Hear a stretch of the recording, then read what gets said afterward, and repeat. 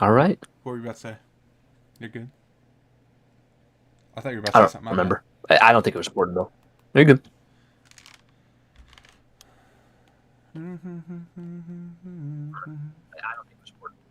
We're good, and we got sound too. It's good. What up, ladies and Yep, pulled it gentlemen? up. Welcome back to the Nerd Bros podcast. Welcome back. It's exciting, bro. It's one of those things where like we did the first one and it felt like like you said, we as we went, we got it flowed much better. Man, this is so much Right. fun, dude. Like there's Oh, absolutely. this is good stuff right here. No, peep the Batman shirt and the Spider-Man shaker. That's right. That's right. All right, chat is pulled up. I'm ready to rock, baby. I am ready to rock. Absolutely. Ladies and gentlemen, how do we feel about the lighting? Is it better for mine? I feel like it looks a lot better, to be honest. Not way too much going on in the background lighting wise, so I think it looks good anyway. Evans looks phenomenal as I always. like it. Yeah. Appreciate it. Let's see Yeah, here. absolutely. I like it a lot. Oh yeah, yeah, me too. Especially like how much you like the hat. We're not gonna talk about the hat tonight.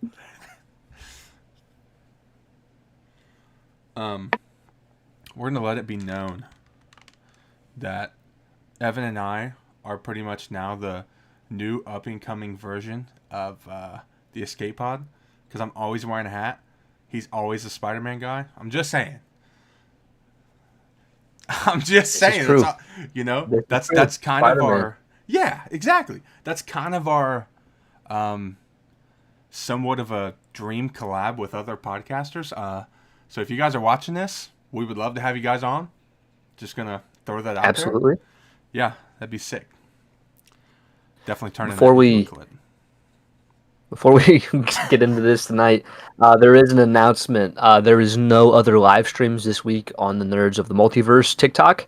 I'm going on vacation, so I will not be back until next week's pod. So no live streams with me this week. And Trey may be live streaming Battlefront though, so if he is, That is true. stay tuned for that. I may be live streaming Battlefront this week. I kind of need to get into trying to build my community as well as the one that we're building here. Like just trying to get Right, more Star Wars people involved into the channel. So yeah, I think for Battlefront is a sure. good place to do that, especially when I really, really want Battlefront 3. I think that's a good place for me to start, to be honest. I agree. Also, uh, we have been somewhat looking into possibly investing in a brand new game. And it's a game like no other game that we've typically played. I It's was not a sitting video there at game. first and I totally It, forgot what you were talking about, and I was like, what? it Yes, he is correct. it is a tabletop game. It is Marvel Crisis Protocol. Our boy Cam is Popcorn and he's Pixels. already painting his stuff. Popcorn and Pixels. Everybody go check out Popcorn and Pixels if you like pop culture. But we're going to be looking into possibly joining this game with him. So if so, there may be some content in the future as far as that goes. But the game looks sick. And I will say, too, chat, because I know if you guys are here from my channel or from my stuff, you're here because of Star Wars. I'm going to do my best to get them into Shatterpoint. I'm going to throw that out there. That may be the one that I end up getting the main game, because with Marvel Crisis Protocol, I'm just going to get my own, set of figures that I want to use because I'm not going to host. But for Shatterpoint, I think I may end up getting to hosting that. So, Counterpoint would be pretty cool. dude, the characters on that you can get in Shatterpoint are insane. It is also Shatterpoint and Marvel Crisis Protocol are made by the same company. So Ooh, they're yeah, so they're essentially the same game. What's up, HD? very. I'm boycotting until we're back on the Tiki Talk or Tickety Talk. He is a mod on TikTok. He is a mod on TikTok. New That promotion. is That is very accurate. It We're a few wasn't it minutes in, wasn't man. well received by all. Yeah, yeah. We're a few minutes in. If you want to go ahead and we can. I For mean, sure. if you want to get right into Fantastic Four, All right. So we are going to be giving our initial thoughts and kind of preview for Fantastic Four. It comes out this Friday, July 25th. We will not be seeing it this Friday because I'm out of town, so it is definitely my fault. But we will be seeing it next Tuesday. So we're going to give our preview, and we're going to start off by giving our initial thoughts of the trailer. What did you think of all the trailers that you've seen so far, Trey? okay. So I got a little bit I want to say here. And by the way, ladies and gentlemen, I'm trying to keep my notes up. So if I keep looking down, that's what I'm looking at. So first things first. I thought the first couple of trailers were really good. Um, they were good, but it wasn't like, oh my gosh, this is going to be movie of the year caliber trailers, in my opinion. Um, as for the most recent like TV spots, the 30-second TV spots and things like that I've seen, I really, really feel like I'm getting more and more excited day by day leading up to this movie because I feel like we're finally getting a little bit more of the story, and it feels like it's just going to be very impactful and very solid. So, like the whole thing with Pedro's character, I don't know why I'm blanking all of a sudden, Mr. Fantastic. So when he I'll say it's your says, Marvel Rivals character. yeah, exactly, it's my favorite character. Yeah, exactly. So when he says, Galactus asks too big a price, and then says that he wanted their son. Oh my gosh, like, dude, I love that. That part of the trailer alone has me more excited for the movie than probably the rest of the trailers that they've done. Honestly, so Oh wow. yeah, dude, yeah, I'm excited. I honestly think from the first trailer. Now, I kind of do agree. I didn't think it was going to be like a movie of the year candidate, just from the first one. But I was very pleased with just the aesthetic. Like it's 60s retro. It's like futuristic 60s though, and I think it just looks cool. Um, and I think their costumes are spot on. I think the Thing, like they did a very good job at designing him. Um, my biggest kind of fear though when they first announced this movie was Shia LaBeouf's Silver Surfer. And but the more and more trailers that we have gotten of that have involved her in them, I've actually think that her character is starting to grow on me a bit. Obviously, I've been very vocal. I am one of the people who want Norrin Rad, the original Silver Surfer, to be in the MCU at some point. But if this is kind of a stepping stone, just showing there are variants of that character, I'm okay with it. But I think one of the things that I've One loved sec. the most is, yeah, One sec. I just need to address this really quick. By the way, Sam, we are not spoiling Superman until the last 30 minutes or so of the stream, so you have nothing to worry about yet. Because she said she needs to dip. You you don't have to worry about it yet. We will tell you when we're going to talk about spoilers of Superman. That is not yet, so you for are sure. okay for now. My bad. Go ahead. For sure. No, you're good. But I think that the one of the most recent trailers that came out, because I was also worried because there had been comments about the Human Torch not being like a ladies' man in this movie because they were worried like, oh, they want to do a different take with Johnny Storm. They were worried about Mr. Fantastic and how he's using his powers in the film. And I think the most recent trailer addressed that. And they've done all of this so far without revealing how menacing and how just evil, even though it could be viewed as good by him, but how bad that Galactus is. And so I think we're in for a surprise. Um, I do really like that Marvel has not revealed Galactus's voice to us yet, and I'm overall I'm looking forward to it. I do think that I do think though that we should go into what we think has to be good for this movie to succeed though. Really quick, I have kind of a segue off of that. So, you just brought up about them not giving us too much Galactus yet. And I really feel like that's the best move, is to not give us his voice, not give us too much of him. They really haven't fully shown him yet. And the reason I say that is because with Captain America, I really felt like that movie would have felt better if we didn't know or only got teased through trailers that he became Red Hawk. So, not seeing way too much, I think, is a good thing, in my opinion. I agree. I do think they have learned their lesson. I will say one thing too. This is not even from trailers. I started listening to the soundtrack for this film the other day. My goodness, the score for this film is phenomenal. I haven't listened to it, but I've It's heard so very, good. very good things. So good. Yeah. Okay. I'm gonna let you go first on the movie to succeed. Okay. So I gave three reasons, and there's probably more, but these are three things that I think that have to succeed in order for this movie to be good and to be well received by fans. So, number one, and there has been reviews already for this movie that are non-spoiler, but it's reviews and just like initial reactions by fans. So a lot of this has been kind of touched on, but I need to see it to believe it. So number one, most importantly, this is Marvel's first family. They need to act as a family. I don't want them to have one person shining more than the other. I want them all to equally share.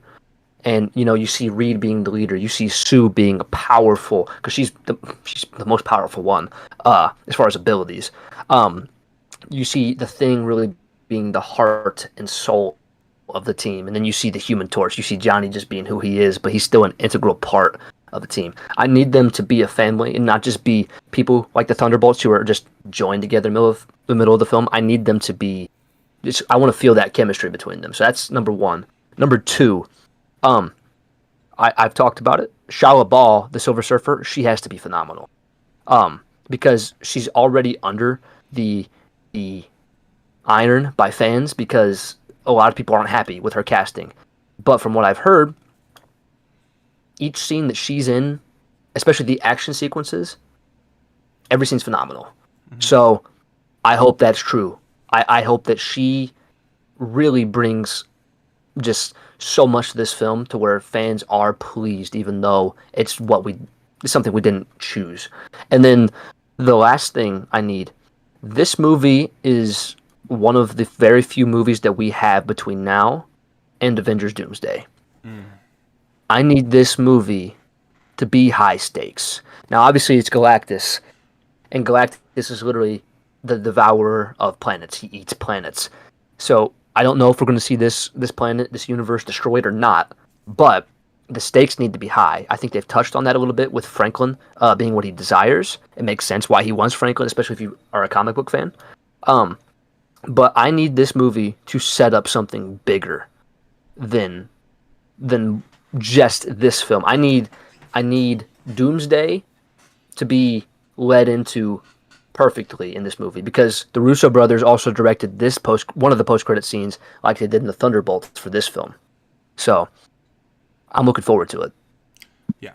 That was the first thing I had was the stakes, right? Because I really feel like leading up to, and I'm going to compare it to a very, very big film. Real quick, what's going on, Danielle? I'm going to compare it, because I kind of feel like it's the comparison that makes the most sense. There was so much going into Infinity War, and I feel like we had such a massive buildup with all of the characters that it kind of just, I don't have that same feeling going into Doomsday. Right. And so I feel like they really need to hit this one home big time for it to kind of have the same feel. Because Infinity War was just on another level, right? And even Endgame was. And so I feel Yeah. like, I mean, I agree with you. The stakes really need to be high and it needs to be felt. And I think that's part of the reason we got the post-credit scene in, now I'm blanking on, what movie did we just go see? Not Superman. Thunderbolts. Thunderbolts, thank you. I feel like that's why we got the post credit scene. I feel like it's going to lead into that well, or it's just going to be. A lot of people think that it was Doom. That would be crazy. It could be. I don't really think it is. So, but yeah, I mean, I agree with the stakes. Another thing that I feel like. Now, this is something that we're going to touch on in the next small little segment, but I feel like I'm bringing it into this for a reason. An hour and 55 minutes. Here's what I think they need to do for it to be successful, okay? Superman felt like they did not skip a beat. Every minute of that movie felt like it meant something. And I really feel like every minute, knowing that it's less than 2 hours for this movie, every minute needs to feel like it means something. I don't want a 10 or 15 minute dragged out thing that means absolutely nothing to the story. You know what I mean? Like, I want everything to just be action packed, throwing punches, incredible dialogue, right? So that's kind of my two big things, to be honest. That's really all I had. Okay, I like both of them. I think they're both great points. Yeah. Especially the runtime. Yeah. Which brings us into the next part, which is, what are we skeptical of? I'll go first. Runtime. Okay. I honestly, like, an hour and 55 minutes. See, here's the thing. I'm the guy that I loved Endgame. I love the Batman. I can go sit in the theater for 3 hours and love every minute of it and love everything about it. So, and a whole hour off of that, man, hour 55, I'm skeptical of. However, being that Evan brought it up that it's the exact same runtime as The Incredibles, I feel good about it. I feel good about it. So, again, I'm skeptical, but I hope it works. I don't really know of much I'm skeptical of. The other thing I was skeptical of was Silver Surfer. However, from everything we've been hearing, like you said, I feel better. I feel a lot better. And like I said, I was skeptical to begin with. I think going behind Superman is a really hard place to be. Like, I really would not want to be going 2 weeks after Superman. I'm a little skeptical for that, but at the same time, the closer we get, the more comfortable I am with the movie, and I think it's going to be great. So, I will say, going after Superman, it may actually help them. Really? Just because everyone's like, okay, because they know that these two movies are competing against each other. And Superman was really good. Obviously, it's a different studio, different direction. But going afterwards, people are like, okay, now that we saw this, let's kind of see what the other one's about so we can say which one is better. So regardless, they're still going to get the money. Yeah. And especially after hearing all the initial reactions recently to, like, what's been going on, like, the embargo being lifted the other day for social media, like, this movie sounds like it's going to be great. The two things I was skeptical about, I kind of touched about Silver Surfer, but like we said, it seems more positive. The only other thing that I was really skeptical about for this film is Pedro Pascal. Really? And I think Pedro is a very good actor. It's nothing against what he can do. It's just him playing Reed and being that guy, like the smartest man in the entire world. Like, I've heard very good things about it, especially after the social media embargo being lifted the other day. It sounds like he is a good Reed, and possibly even the best Reed that we've ever had. So, I am skeptical, though, just because I feel like this was almost like Pedro's in everything. Let's cast him in this because he's a big name. Mm-hmm. Rather than, oh, we could bring somebody back like John Krasinski, or we could do pretty much almost anybody. There were several people in the running for this role, and I really think that in order for this film to really succeed, he has to be that leading man, and he has to be able to play this character without it feeling like he's just Pedro Pascal with like and playing Reed Richards. Yeah.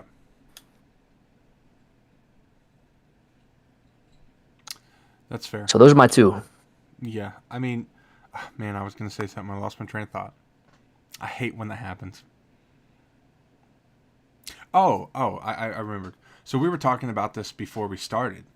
And so we were talking about how it feels like Marvel and DC, as opposed to Harry Potter and Star Wars, it feels like they can have the bigger, more known actors come in and play these roles. And like the thing with Pedro, I didn't have any idea who Pedro was.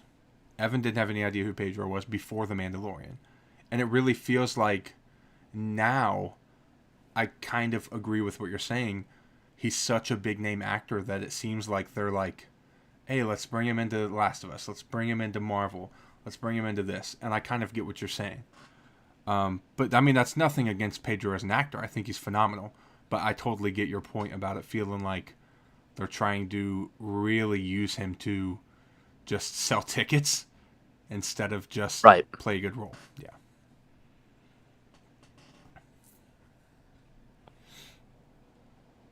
Well, moving on to our next section, if we don't have anything else to say, uh, we're going to be moving on to the news and rumors section, like we had last week on episode 1. I thought this segment was pretty good last week. I enjoyed it a lot, just talking about some different reports, different rumors going on in the Star Wars, Marvel, and DC world. So this one that we're starting off with could be pretty big. If this is true, it's going to have the fandom divided, but it could be awesome. But that's the What do thing. we got, Will it Trey? be divided or will it kind of pull it together? I'll let you go ahead and say it before chat. The first rumor that we have for this week is Henry Cavill returning to the DCU as Batman. Ha. I see. Here's the thing. I was skeptical when we first got the rumor. I'm still skeptical. Don't take me wrong. However, I think he could do it good. I really do. Oh yeah. But it's going to be so hard for me to go into the movies and see him as Batman and not Superman. I really find that would be difficult, especially because I watched most of this. I think I actually watched everything he was in the Snyderverse. I haven't seen everything in the Snyderverse, but I think I've seen everything he was in. So to me, he's just Superman. Yeah. I think it's more likely that he will not be Superman. I'm sorry, he will not be Batman. Mm-hmm. Just because I don't think that James Gunn would do that to David Corenswet. I don't feel like let's bring in the former Superman and let's put him alongside you as the other star. I don't feel like he will do it. I know James Gunn has said that he does want Henry Cavill to be in the DCU, but what kind of role are we talking about? Because he didn't say he's like, oh, I want him to be one of the leading men of my company. Now, if he was Batman, I could see it so much, dude. After seeing a post, I think I retweeted it on Friday when we were talking about this originally. But man, he could pull it off. He looks like he could play Batman, bro. And he's a great actor. I think him being side by side with David Corenswet, it could be really good. It could honestly make for some comedic moments too between the two of them. Yeah. And I don't think it's likely that he will be Batman, as much as I kind of wish it would happen now, but we'll see. See, me, I don't really see him jumping into that right now. It could happen down the road because I think the DCU is in a very good place to where I think they're going to be around for a while with this, slate that they have. But I think he's really focused right now on his Warhammer stuff. And so I don't really see him doing it now. or within the next few years. It could happen. And think about this for a second. So, but, however, I guess if they're gonna do Batman soon, they really can't wait now because there's supposed to be a Batman movie in 2 or 3 years. So, and I'm not talking about the Batman. I'm talking about the Brave and the Bold. So,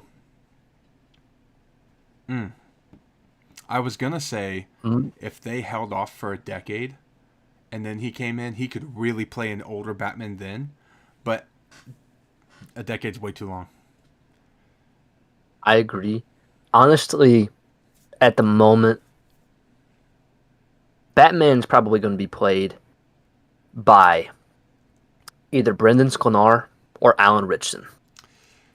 Possibly Jensen Ackles, but he's a little bit older. I know they want an older Batman, but not that much older. So I don't know if Jensen Ackles will do it, even though he has voiced Batman. So Ritchson has the size.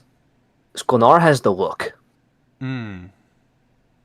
So I don't know. Unless Sklenar kind of put on a little bit more muscle. Because Richardson's got to be big to play Reacher. So I could see either of them, though. I really feel like Richardson is the move.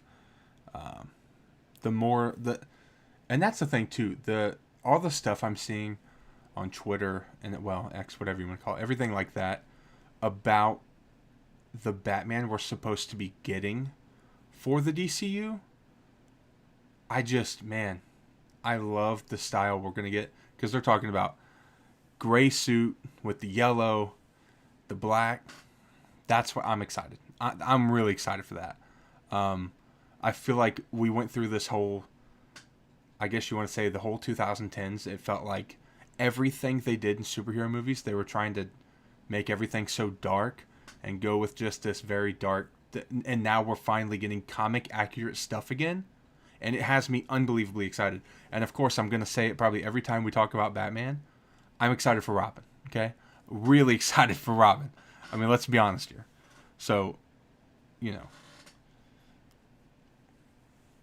Yeah.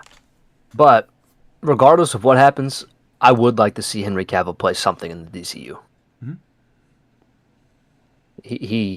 He's a great actor. He deserves a part. Oh, 100%, bro. Wait, wasn't he recently in MCU? Yeah. Yes, he played the Cavalrine. That's correct. What's going on, Taya? What's up, Drea? Yeah, that's right. So, ladies? I feel like he needs to be in more Marvel stuff, to be honest. I don't really know what they do with him, but... Unless he's the new Wolverine. I doubt it, though. Wait, but didn't it just recently... guys, we're completely shifting here. But didn't it just recently come out that... who played Wolverine? Goodness. Hugh. Isn't he still playing him for a little while? They're saying that... Dude, I love Hugh Jackman. I really do. He's a great Wolverine. But if we're rebooting the X-Men, we need to reboot the X-Men. Not have the X-Men minus Wolverine being dead. That's fair. Unless you're just not going to have Wolverine part of the X-Men, and Hugh Jackman's character is just going to stay. I will be very upset if they do X-Men, and Wolverine's not part of it. I will understand what they're doing, but I also will be upset. Yeah.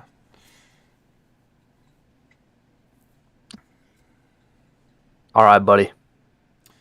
What we got next? All right. We got a pretty cool one, ladies and gentlemen. So, Wyatt Russell is rumored to possibly join the galaxy far, far away as the live-action Agent Callus. Now, Agent Callus was introduced in Star Wars Rebels. Was a really annoying character for a while in the first couple of seasons, and then at the end he ended up being a pretty cool character who joined the rebellion and everything. So they're saying that he's going to join in the Ahsoka series, so season 2. Honestly, I could see it. Evan showed me a picture from Twitter, and he really looks like he could play it well. He really does. He has the look. W. Yeah, W. very big W. I agree. Now, how I feel about Agent Callus being in Ahsoka, I think it fits. However, we're going to need a little bit of tie-in because at the end of Rebels, we had Callus was with Zeb. And now we've obviously seen that Zeb was in The Mandalorian and, was completely...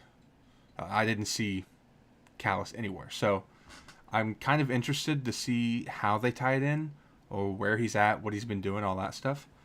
But, I like the idea. I really do.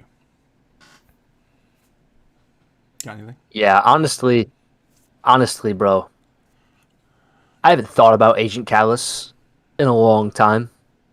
And when I saw that, bro, I didn't realize it was Wyatt Russell at first. I just looked at him like, oh, that's cool. That's Agent Callus. And then I'm like, wait, that's right. That's Wyatt Russell.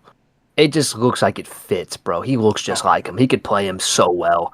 I if they do it, I'll be happy.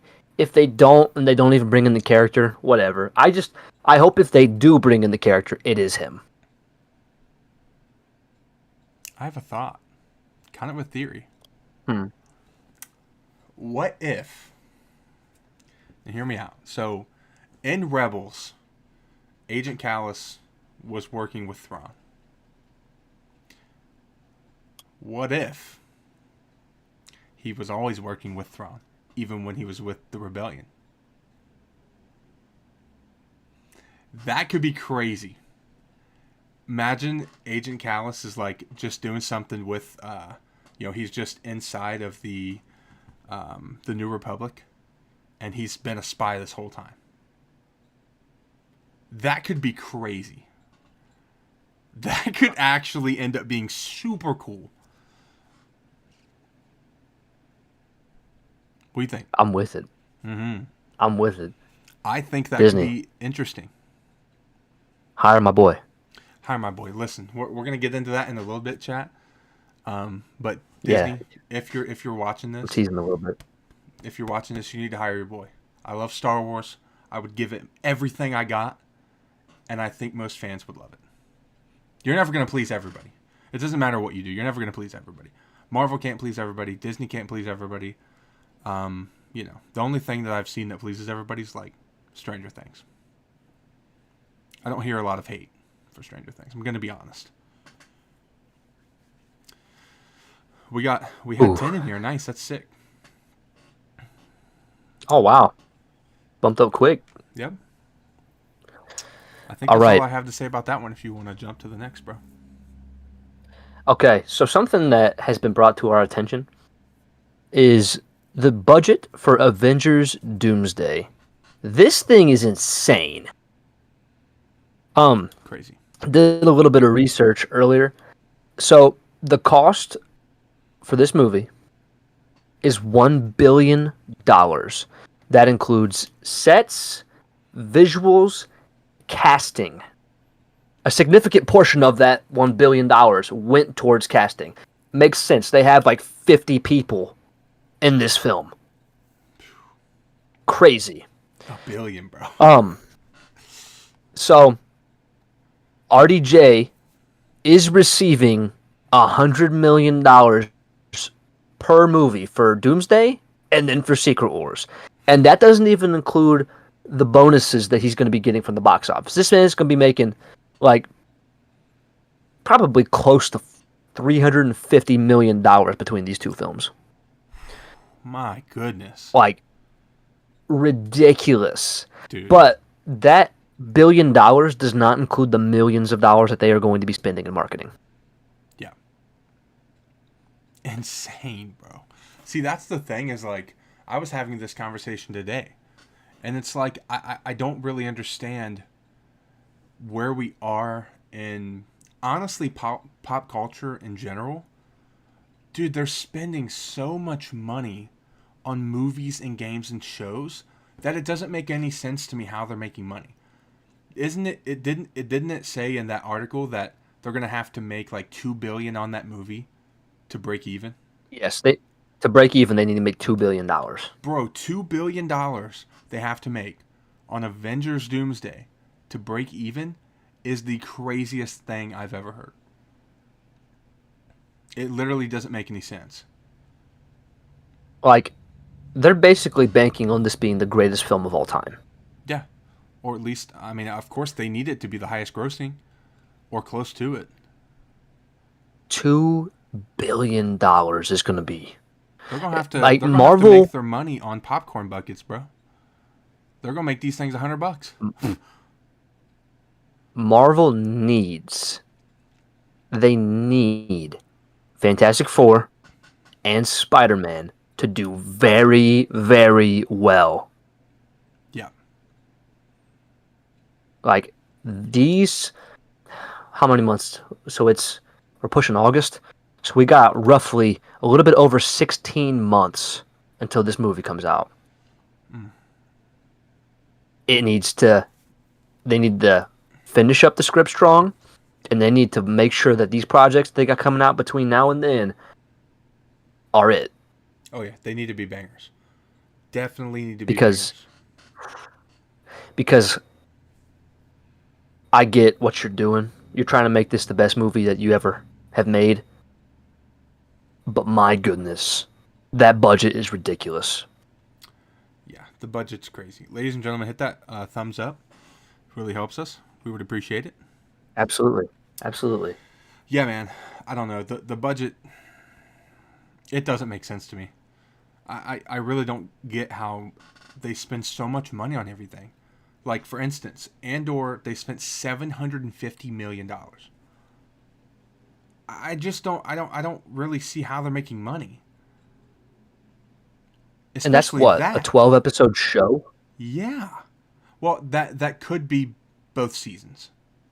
I could be wrong. Both It could. seasons? I think it's both seasons. I could be wrong. If it's one, it makes it look even worse. But like I don't get it. GTA 6 is they spent $1 billion on that game. I don't. They've talked about Battlefront 3 having to cost upwards of $500 million. I just don't get how they're making any money doing this kind of spending that kind of money. I will say, it's nice to see them finally using their money. That's true. Disney has Because an look at like unlimited Kenobi. budget. Yeah. Kenobi was like Like 90. shows like Kenobi should have got way more money than they did. Yeah. In all fairness, this is my personal opinion. I really think Kenobi should have gotten a higher budget than Andor. I don't see how people can possibly say Andor is a bigger character than Obi-Wan and Darth Vader. So I really feel like that should have got a better budget. But, that's here nor there. I do think though, and you know how much I love Obi. Andor is definitely the better show, but it is because they spent more. Yeah. I don't really think you can just blame it on that. Andor was written better. Andor was Dude, 100% written better than Kenobi. And you know how I feel the about writing Andor. for Kenobi was garbage. Yeah, I mean, I even had people on TikTok today with a clip from last week crapping on me about my take from Andor, but I can still sit here and tell you that Andor was 100% written better than Kenobi. And I love both. But it was definitely written better than Kenobi. Hands down. And why is Kenobi only getting 6 episodes? Agreed. I mean, we there's a big rabbit hole we can go into with Kenobi. Maybe do that next week. It'd be kind of cool. Because I feel like the Kenobi trilogy that they had planned, so much better than what we got. So much better than what we got. So I'm going to do my homework. And next week we're going to put that as a segment. And we're going to discuss Kenobi. Because that deserves to be talked about. Absolutely. Yeah. Do you want me to take the next one because it makes me angry? Yeah, go ahead, buddy. So, Beyond the Spider-Verse got delayed again, ladies and gentlemen. Only 3 weeks to June 25th, 2027. Now, here's the thing. Does it make that big of a difference? No. It's 3 weeks, okay?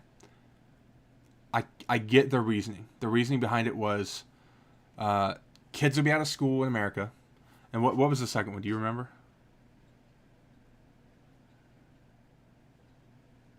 Is there another movie coming out that they didn't want to compete with? I don't I don't think so. remember. It was something.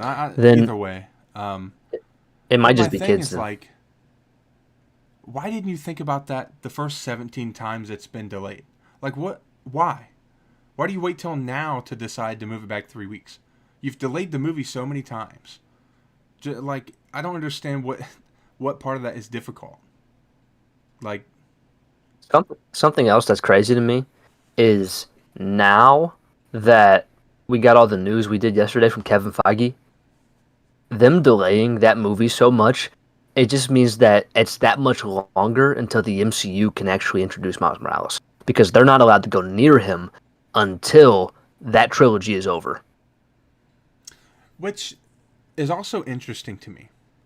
Um, Look at all of the. Now, I could be wrong. Correct me if I'm wrong, because you definitely know more about this than I do. Look at all of the MCU stuff that they've pulled into those movies, but they won't let the MCU use Miles. I don't really understand that. Doesn't make any sense. Well, I can kind of understand it because technically it's kind of like how they they license Peter Parker to Disney to use. Miles Morales is not licensed to them, so they can pull different like Spider-Man variants like Peter Parker into their own thing because it technically is theirs. They're just leasing him. They have not done a thing like that for Miles. True. True. Yeah, I guess that makes sense. I didn't really think about it that To way, be but honest, to be honest, now I don't want this for the long term, and actually, kind of thinking about it now, this would probably not be the best idea. But a long time ago, in order for them to have solved this problem, they could have totally been like, okay, Marvel, you can have the rights to Peter Parker, but Miles Morales will be the Spider-Man of Sony. I like that. That could have been that could have been a good solve. Now though, knowing that we're at least going to get a trilogy with Tom Holland. That's confirmed. We're getting a trilogy At at the least. least in Yeah. the next two Avengers films. At So least. if say Tom only does three more movies and then we start setting up Miles, we're getting closer to Miles than we've ever been as far Yeah. as live action goes. So now I wouldn't want Sony to only have the rights to Miles. But in the past, that would have been my fix to it. Yeah. Yeah. Also, 12 in the chat. What is going on, everybody? Welcome in. Yeah, So man. I don't know. You know that I want more Miles. You know that Miles is creeping up on being my favorite character in Marvel. Like, that's really where we're getting to. I even re-downloaded the game yesterday because I love it. So, like, I'm dead serious. So my thing is kind of this. So we know we're getting another trilogy with Tom and the two Avengers films, and it's rumored that we could get another trilogy after that with Tom.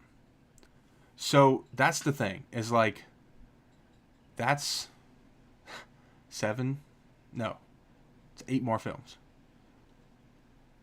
with Tom. I really want some Miles stuff, and I feel like in Tom's second trilogy of sorry, it would be his third if we get it.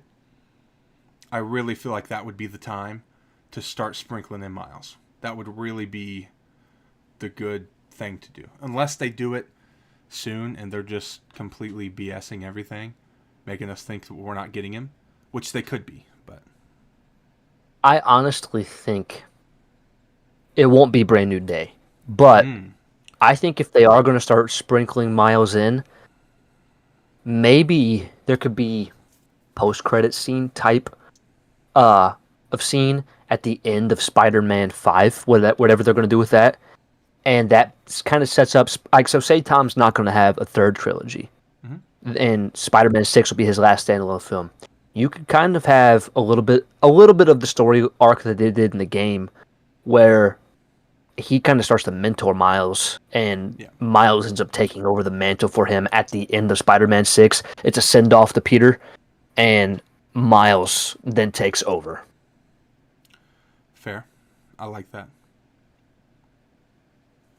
But we'll wait and see. But speaking of fixing things and how I would fix things, we're now going to be talking about a very good topic that's near and dear to my brother's heart. Uh, I'm having Trey explain to us today what he would do and how he would fix Star Wars. First things first, that was the smoothest transition I think I've ever seen. That was a W. That was a big W. W's in the chat for Ev right there. That was very very good. 3 steps ahead, baby. We have put down, so I've written down all my thoughts on this, and we've also put down 10 to 20 minutes. If I go over, chat, I'm sorry. I'm very passionate about this. Okay, I have a lot to Need a say. buzzer. And all I really have is just thoughts that I put down, but I'm going to elaborate on them a lot, I'm sure. So I'm going to go ahead and jump into this with what has Star Wars done very, very good recently? And in my opinion, it is animation. I do not feel like they have had very many misses with animation. It has been phenomenal. Clone Wars came back, and it was great. Star Wars Rebels was Disney. It was great. Dave Filoni has given us so many amazing projects. I'm trying to remember them all off the top of my head. We had all of the Tales of the Jedi, Tales of the Empire, and Tales of the Underworld. All great. And Sith. No, we didn't get Sith. It was Empire. Oh. Yeah. So yeah, but I used to think the same thing. I said the same thing. It happens. Let's see. What's some other animation we've gotten? I did not like Resistance. Honestly, I did not think Resistance was. I didn't even finish it. It's the only Star Wars project I've not finished. I've watched everything else probably more than 5 times each. So like that's dead serious. And so, but on top of that, like we're getting the Darth Maul show, and I'm so unbelievably excited for the Darth Maul show that. And that's the thing is, I feel like it's because they know their stride. They found their stride. They know it very well when it comes to animation. And so that's part of the reason I'm excited for the Maul show, besides the fact that I just love Darth Maul. So again, we need more animation. I think, again, they found their stride. They know what works. Most of it hits pretty well. Fan base wise, I feel like it's a smaller part of the audience that watches all of the animation. However, we all love it. Oh, Bad Batch. I totally forgot about Bad Batch. Phenomenal show. Phenomenal show. You have anything you want to say about the animation before I go on? So far for your report card, you have an A+. I completely agree with what you are saying. Dude, animation has been some of the best that Star Wars has done, Yeah. especially within the last 10 years. Like, their animation is phenomenal. So, Mm-hmm. I 100% agree. I will say, when it comes to animation, I don't think. We were just talking about Miles. The Spider-Verse movies have been phenomenal. I don't think I want animation on the movie front in Star Wars. I think it needs to. I think they know their stride well with animation, with shows and series, and I think they need to leave it that way. That's really a big piece of what I think. I don't really think they need to go into movies with animation. So, you're telling me that if they did a movie and it brings back like Ashley Eckstein voicing Ahsoka, and you have like Clone Wars era movie, because they did the Clone Wars movie. Imagine they did another type Clone Wars type movie. You wouldn't want that. Oh, I'm not saying I wouldn't want it. What I'm saying is, I think they know their stride well with the shows, and because that's the thing, the Clone Wars movie didn't do very good. And honestly, at this day and age, most people have it as the worst Star Wars movie they ever made. So that's kind of what I'm saying is like, they know their stride well with the shows. They know what they're doing. Also, Visions. Visions is also animated. I like Visions. I like season 1 more than I like season 2. I thought season 2 kind of fell off, but I am excited for season 3. Now I the did next. not watch Visions. Go ahead. Oh yeah, I Ep did hasn't not watch watched Visions. Visions. Yeah. I do want to say before we move on to the next segment, we have 18 people in this chat. 19. Wow. Ladies and gentlemen, what is going My on? goodness. I'm glad you guys are here for this segment because this is a cool one. I'm enjoying it. So the next thing I have, this is this is coming from somebody who loves. Oh whoa, the quality just dropped off really bad on the. Do you see that? There it goes. Okay. Anyway, the I really love Legends. I really love Canon. I really feel like they need to give us movie adaptations of a lot of the books.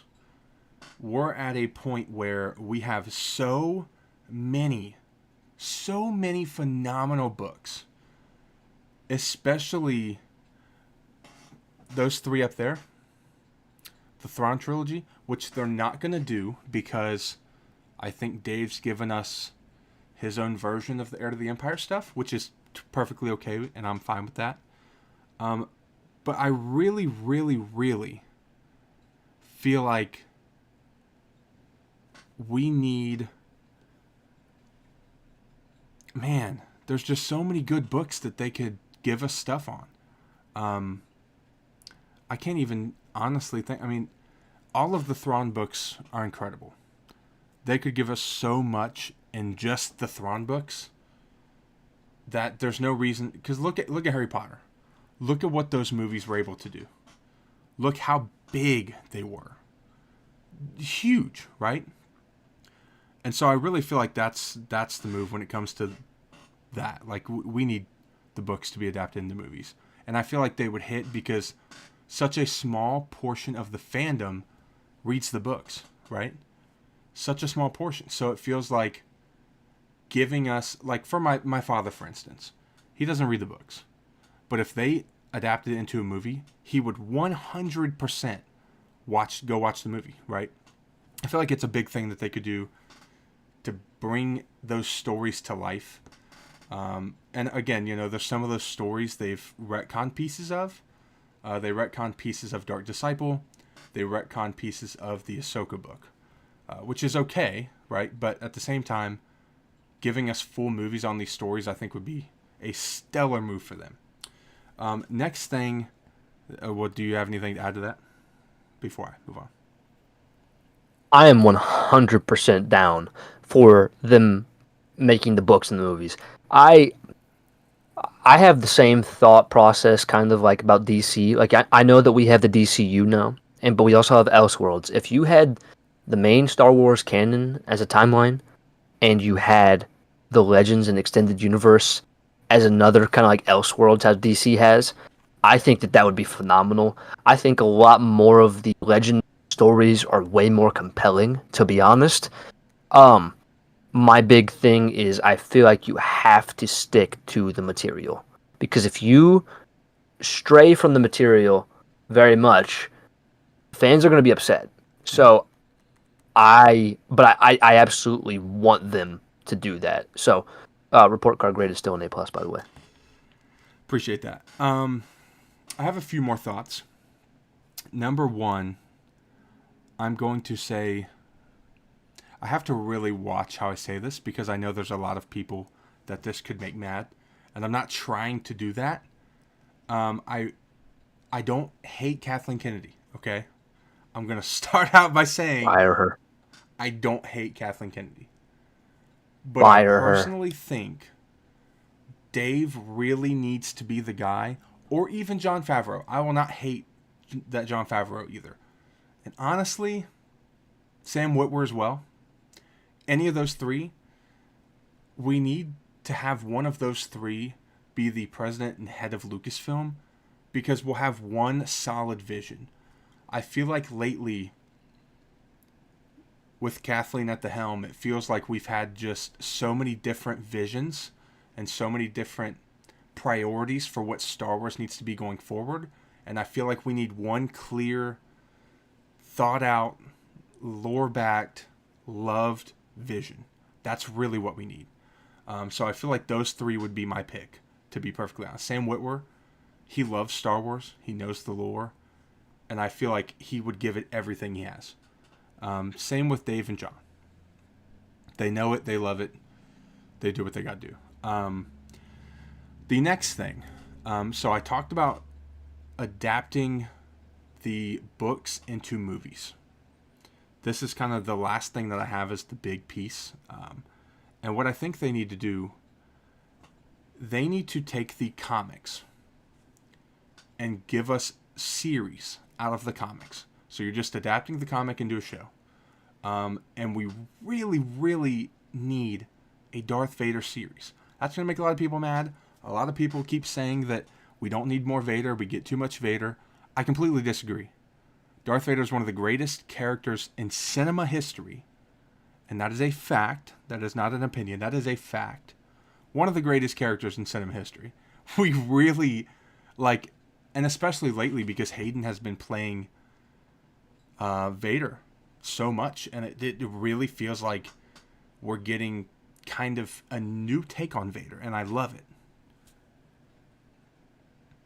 Did you see that Hayden Christensen, speaking of that, did you see that he recently canceled going to like a comic convention because I they're did. doing night shoots?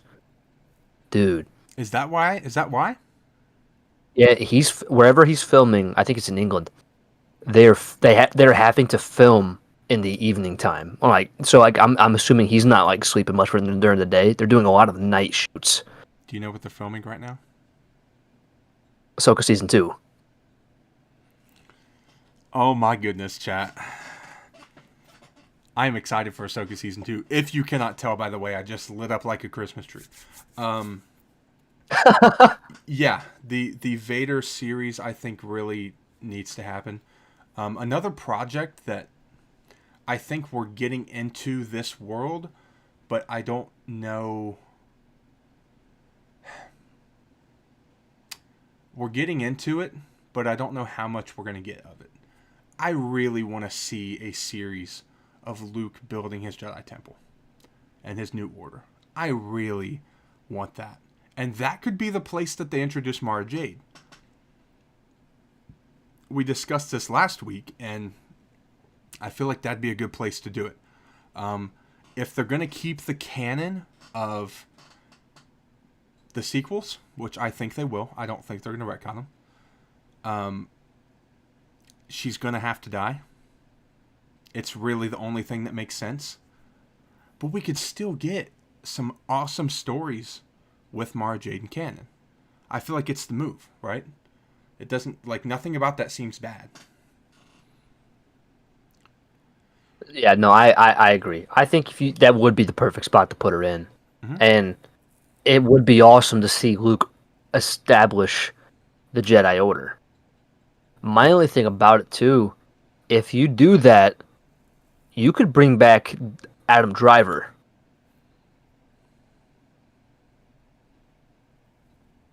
Which I would be fine with. He's one of the few things of the sequels that I actually enjoyed. So, yes, that could be really cool. Wait, but how are they going to bring back Driver, though? Because when... Well, they de-age everybody now, too. Oh, that's true. I didn't think about that. They could de-age Adam Driver and bring him back. That would be phenomenal, because I did really like Kylo Ren. Clearly by the name of the channel, ladies and gentlemen, the Nerds of Ren. Right? Here we are. I loved Kylo. It's actually the Birds of Ren. The Birds of Ren, that's true. I was typing it on Twitter, and I typed the Birds of Ren. I don't even know how that happened. But He has a new hobby. Yeah, taking pictures of some birds, you know. Other than that, I can't think of anything off the top of my head. Oh, I actually did think of something. I really did. I feel like one thing Lucasfilm and Star Wars struggles with nowadays is letting fans speak their full opinions, especially content creators. That's one thing I would really change if I was able to change Star Wars, is they're taking people's voices away because they criticize certain projects. And I'm not a big fan of that. I feel like everybody starts their channels and everybody has their TikToks and everything like that, because they love Star Wars. And I feel like the fandom's at this place where if you love something like The Acolyte, you get hated on by one side. If you hate The Acolyte, you get hated on by the other side. I really hate that, to be honest. That's really at a place where I feel like we need to change that. And I feel like Disney, they really like to reward people who only love and vocally love everything, whereas we need to let some fans criticize some stuff a little bit, because how is it going to get better if we don't criticize, right? I agree. Yeah. Absolutely. And I feel Like like like Marvel's the same way. we did that. There was a movement because of how garbage Daredevil Born Again was going to be. And Ooh. they're like, you're not bringing back characters uh from the Netflix show. You're going to change them completely. And it wasn't until they had the creative overhaul, which the fans had a really big part in doing. Like, we voiced our opinion, the actors themselves voiced their opinion, and Daredevil Born Again is what it is because of criticism. And it got changed for the better because it was not going to be what we wanted, and it would have been another flop for Marvel. And honestly, they would be in a worse ship than they are right now. Mm. Interesting. Yeah. Yeah. It seems like that ended up doing great. So I feel like Star Wars needs to kind of take a little step back and realize that all of the criticism coming from the fans, creators, everything like that, it's really out of love. Because all we want is for Star Wars to flourish. We want Star Wars to be incredible. We want it to be around for decades, generations, really. Because at this point, it's been around 50 years. So it's like, I want to go 50 years from now and Star Wars be great and be better than it is today. And so I feel like they really need to hone in on, I watch what was happening with Superman. He literally did a podcast with James Gunn. Why is that not happening with Dave Filoni, with Jon Favreau? Um, I don't understand why we're not letting that happen. It feels like they have us. There's just a wall, and they don't want to go through the wall with creators, and I find it a little bit to be in a bad place, to be honest. But I'm hopeful for the future, to be honest.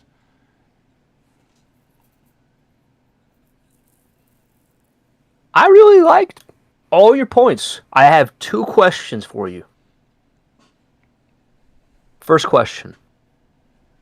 If you were in charge, what what type of content output would you have per year? Mm. Okay, I have some thoughts here because that's an interesting question and I love it. At least one movie a year. I don't feel like there's any reason that we shouldn't be getting a Star Wars movie every year. We went a 5-year period getting a movie every year. We had the sequels every other year, and then we had the solo movie and then Rogue One. I loved it, man. I was so happy to be able to go to the movie every year, watch a Star Wars movie. I loved them all, even though that's going to give me hate. It's okay. I love them all. I don't think all of them are great, but I love them because they're Star Wars, right? Again, they're not all great, but I love them. And then we've gone 6 years without a movie, right? And so it feels like I think we're all just hungry for more Star Wars, especially in the movies. That's really where we're at. So one movie a year is a must. They don't even have to be connecting stories. It doesn't have to be a trilogy. It doesn't have to be this. Doesn't have to be that. You could do a Old Republic movie one year. You could do the Heir to the Empire movie the next. That's okay. I'm fine with that. And then for the rest of it, I personally believe there should be no reason in the world that we shouldn't get an animated season of anything. 18 to 22 episodes. Say the Mall Show, for instance. Say they want to run it for 4 or 5 years. It needs to be like it used to be. and we need to get a season every year. Most people would act like that's impossible nowadays, and it might be, but I think that's the way that it should be, so I'm going to say it. And then, honestly, I really believe there's no reason in the world we shouldn't be able to have 2 animated series going at the same time. Right? We had Bad Batch, and we had, was Bad Batch right after Clone Wars? I think it was right after. So it seems like they're doing one, and I think one's okay. But they could do 2. Or we could get 1 animated series, and then we could get a live action. So say we get Maul and Ahsoka like we're getting next year, as well as a movie. I like that output. We're getting Maul, we're getting Ahsoka, we're getting Mando and Grogu. I think that is very, very good for what it's trying to do. But I also think that they could add some little other stuff in there, like the shorts for Tales, right? Add little stuff like that in there. I think next year's output is probably as good as we're going to get, honestly. So I like it. I really like that output. I like it too. Like, honestly, I feel like you have shows like Marvel, not shows, franchises like Marvel, and they put out, now they're cutting down, so we'll have 2 movies in a year. We'll have, I think, 2 to 3 shows and maybe 1 to 2 animated shows. So that's not a bad output. Like, one thing of each is not bad at all for Star Wars. So I like that a lot. I think that is very doable. My last question to you. If, regardless of all the good and all the bad that has happened with Star Wars since they have been owned by Disney, if it were up to you in this very moment, would you sell Star Wars back to George Lucas?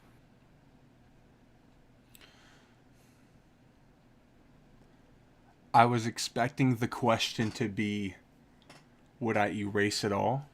And my answer to erasing it all would be no. My answer to selling it back to George, yes. I agree. Here's my thing. I personally believe the good we've gotten from Disney outweighs the bad. I really, really do. Because we've gotten some... I mean, dude, look up here. Do you see Ahsoka everywhere up here? Without Disney, we wouldn't have as much Ahsoka as we have. So for me, that's a highlight. Without Disney, we wouldn't have gotten... Well, we may have still gotten continuation of the Clone Wars, but... I don't think season 7 would have been what it is had he not sold. Honestly, I don't think we'd have as much Star Wars as we have had he not sold. But looking at it now, some of the stuff he had in development, he wrote his own sequels, which I'm sure would have been phenomenal. And I like the sequels we got, but I still love George Lucas. Come on now. And he also had a show. Was it Underworld? I think is what it was. There was 50 episodes written. Oh. Dude, it was going to be live action. And so it would have been incredible. But if he was to buy it now, I think he would give us that. And also, I also think if George was to take Star Wars back, he would let Dave Filoni just have creative... Dave Filoni could do whatever he wanted. I really believe that. So I think you could still get some phenomenal stuff there. But yeah, that's kind of my whole take on it. I like it. I think overall, with your vision of how to fix Star Wars, I agree with all of it. And I think that Disney needs to hire you as soon as possible. I appreciate that. I do think I kind of want to fully sit down and think about my thoughts and my full vision for Star Wars. And I kind of want to make a video on it. I think that could be fun. Oh, absolutely. Yeah, I think that could be very fun. I'm going to let you start. Well, first things first. 21 in here. You guys are incredible. We love it. We appreciate it. Smash that likes up. Thank you. Likes up. Smash the like button. It's going to help more people see the live and the pod, so we would appreciate it. But I'm going to let you go ahead and start the next segment. I'm going to go do something real quick, so I'll be back. All right. So, what is going to be mentioned now is San Diego Comic-Con is this weekend. Now, a lot of the big panels and stuff, such as like Hall H with Marvel, you have um, DC's big panel, you have Star Wars panel. A lot of the big companies, they've backed out. This big reason Marvel did was because, well, they don't really have a big film other than Fantastic Four right now. They're going to promote it, but there's not any announcement that they're willing to do right now because Doomsday is still shooting, Spider-Man is shooting. There's not a lot to talk about right now, so understandable. But with that being said, there are still going to be panels for each, and I'm going to touch a good bit about, well, maybe a little bit, but I'm going to touch on some of the stuff that Marvel could possibly be announcing this weekend and stuff that I would like to see happen. So starting off, we have Marvel Gaming. Obviously, if you are a big fan of the Spider-Man video games, if you are a PlayStation player and you just enjoy Marvel games in general, we are curious to see any type of update on Spider-Man 3. I know it's still happening. It probably will not be coming out for several years, but I'd like an update, just whatever you have. So Spider-Man 3 is probably going to be setting up the Green Goblin and possibly even Carnage as the main villains, and it can be phenomenal. It's going to be a great way to end this trilogy if they do stick with just doing 3. But I'm looking forward to that. So I want an update on that game. The Wolverine game has been such a long time now. It was said to be coming out soon, and it's gotten delayed several times. So I am wanting to know if we're even going to have the Wolverine game still, because the Spider-Man games are phenomenal within themselves, but when they started talking like, oh, we're going to branch out, do other characters, I got really excited as well, because I love Spider-Man, favorite character, but I think we need other characters, and it'd be awesome to have like a Daredevil game, Wolverine, and the X-Men, stuff like that. So I want more on Wolverine. Obviously, the game that is going to be coming out beginning of next year, like first quarter next year, will be Captain America and Black Panther, set in the World War II era, and it's Captain America and it's T'Challa's dad, King T'Chaka, and that's supposed to be coming out next year. It had gotten delayed. It was going to be coming out this year, got pushed back a little bit, but they're taking their time, and I am fully behind that. But we still are like half a year, a little bit over half a year away from when it comes out, and I want a little bit more. We've gotten the trailer for it, great, and I also would just like to just know where we stand for that game. So those are 3 games. There's more that they have been talking about, like an Iron Man game, stuff like that, but it's a little bit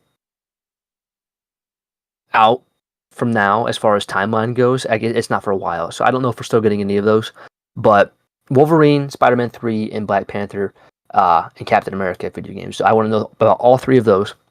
Another game that I would like to know more about is I want to see if they're going to be having a Marvel Crisis Protocol panel this weekend, because Marvel Crisis Protocol, like I mentioned at the beginning of the stream before a lot of people were in here, it is a tabletop game, and it looks phenomenal. You get to paint your own minis, you get cards, and you have one-on-one tournament style games. It's awesome, and Popcorn Pixels, my buddy Cam, is actually picking up this hobby, and he's gotten the characters. He's going to be doing the mini painting. So if they have a Marvel Crisis Protocol booth or anything at SDCC, I would love to see what they announce for this game. There's new expansion packs coming out later this year, and so I think that'd be cool if we had something like that. So we have Marvel video games and also Marvel gaming. I'm sure they will announce other tabletop games and card building, deck building games, stuff like that. As far as the MCU goes, we know that we're not getting movie panels and stuff like that this year, but I do think that we could still get something for the animation panels, because Eyes of Wakanda, after Fantastic Four, Eyes of Wakanda is the next project to come out. It comes out in August, so we're about a month, maybe a little bit less than a month away, so a few weeks, and we need more on that before it comes out. Like, it's literally next month. We need more information, so I'd like to see them announce more stuff about Eyes of Wakanda and Marvel Zombies, because both of those are animated. Marvel Zombies will be coming out in October. That's the next project after Eyes of Wakanda. So if we got something about those 2 projects, I'd be pretty happy. Obviously, they are having a Fantastic Four booth because they're promoting their movie that's coming out this weekend. That's pretty much the only thing. If they're not doing movies, I don't know if they're doing any other. So I don't really see us getting Wonder Man uh, promo right now. It comes out in December. This may be their only big time to promote it. I know we still have NYCC. That's later in the year, I believe, right? Yep. October. So October maybe when they promote Wonder Man. But so as far as the Marvel, like I said, Wolverine, Spider-Man 3, Captain America, Black Panther game. I want to know about those updates. Marvel Crisis Protocol, Eyes of Wakanda, and Marvel Zombies. That's kind of where I'm at for Marvel. And then DC, I don't really know much about what DC's doing. They're not going to be promoting Supergirl right now. They are said to only be promoting, as far as live action stuff goes, Peacemaker Season 2, which is the next thing for them. So James Gunn and John Cena are having a panel this weekend. I have not seen the first season of Peacemaker, so I don't really know about the show. I do know that they're setting up a lot with Season 2, though. That could hit for clips. That could really hit for clips. Absolutely. Absolutely. All right. I have a big, bold prediction. You heard that?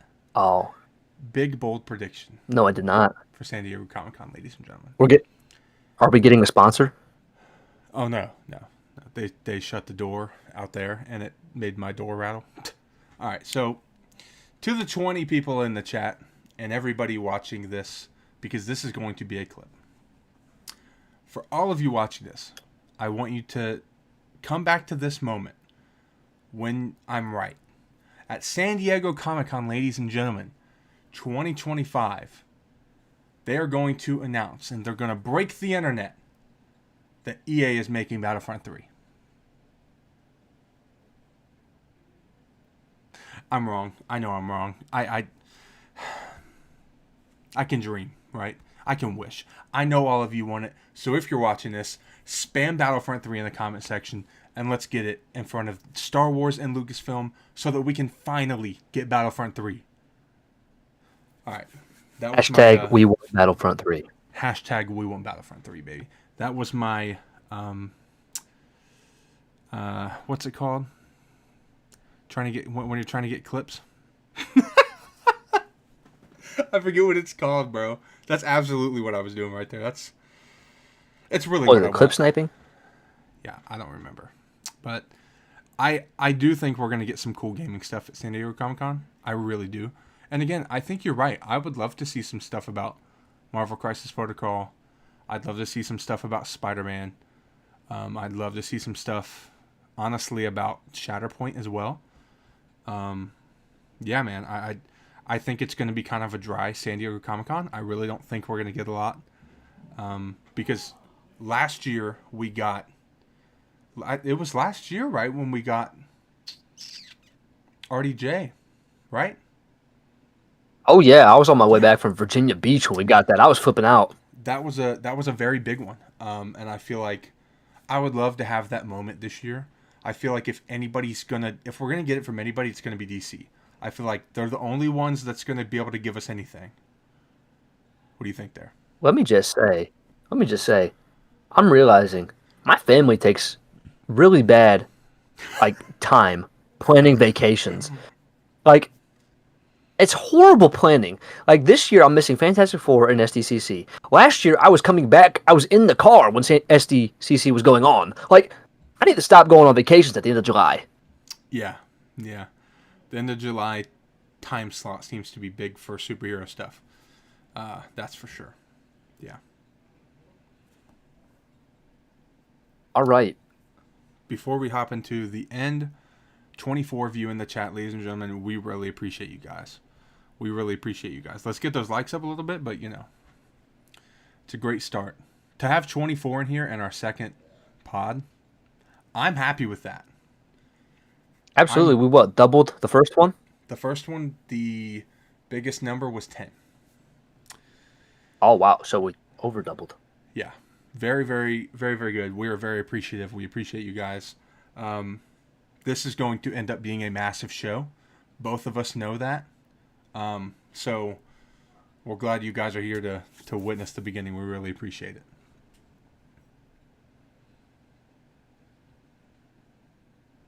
It's all you. All right. Before we get into this, we're going to preface this now. If you have not seen Superman yet and you do not want to be spoiled, this is where we say goodbye because we are going to be talking spoilers. This is our spoiler filled review of Superman. So if this is where you're leaving, we appreciate you stopping by Appreciate and it. we look forward to seeing you in later content. Maybe come back and watch the rest of this when you have seen the movie and we want to hear our take on it. Absolutely. Once you've seen it, come back, watch this. And at that point, for the playback, it's going to be up here on the channel. And then I think this clip for sure is going to be on Evan's channel. So go over there, watch that, leave your comments and what you feel about the movie as well. We're gonna love to interact with you on that. So without further ado, ladies and gentlemen, Absolutely. hop out of here if you've have not seen the movie and don't want it to be spoiled. Also, before we start, I think I'm going to go from being Clark Kent to Superman. I'm taking these off. Oh, man. Imagine I just went. Now I'm gonna be Lex Luthor, and I take this off and I'm bald. Bro, what would you do if I did that, bro? Bro, I'd cry. That's what you got up and did before you just left to go shave your Could head you real quick. imagine? Here. The dedication. Everybody screenshot that. Screenshot that. That's getting Oh my clipped. That's gosh. unfortunate. We It is got worth Trey it. Luther up in here. It is worth it to promote the pod, ladies and gentlemen. I am okay with the memes. All right, Oh my gosh. let's run it. So there's still 22 in here. So either they didn't catch our drift or they're all right with it. So I say we run it. Okay. So, man, this movie was great. If you missed our rankings of it last week, go check them out because this movie was phenomenal. Starting off, I love how this movie opens because we get almost a Star Wars like crawl. It's not Star Wars like crawl. exactly like Star Wars, but it's similar, and you basically are caught up on the life of Superman within a matter of like a minute, and it's awesome. You know what happened 30 years ago, what happened 3 years ago, because he's been Superman for 3 years as of this moment when we're starting the film. 30 years ago, he came to Earth. 3 years ago, he became Superman. 30 minutes ago, he started. I think there was a fight going on in Metropolis. 3 minutes ago, he lost his first ever fight, and then now is where we pick up, and it's sick.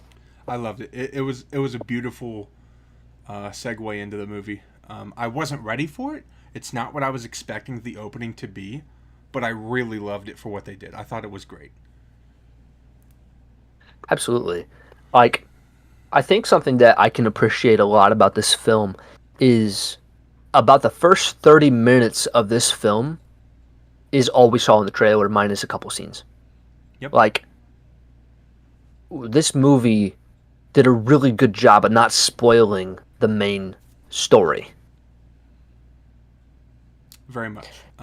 And they did very good on it. Yeah. go ahead. It was again like you said, the first 30 minutes. It really felt like they did not spoil anything. There was nothing in the trailers, really, in my opinion, that gave away the overarching plot of the story. Right? We didn't know everything. I think it was great. Yeah, and also because, like we mentioned, Superman lost his first fight. So a big gripe with Superman in the comics and in movies and stuff is always that Superman is too powerful, and it's like nobody can really beat Superman.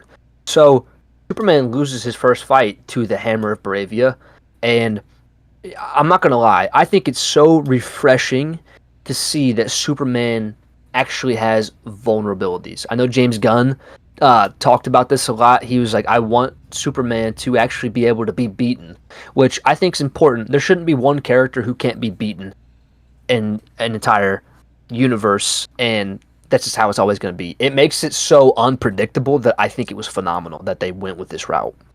Mm-hmm.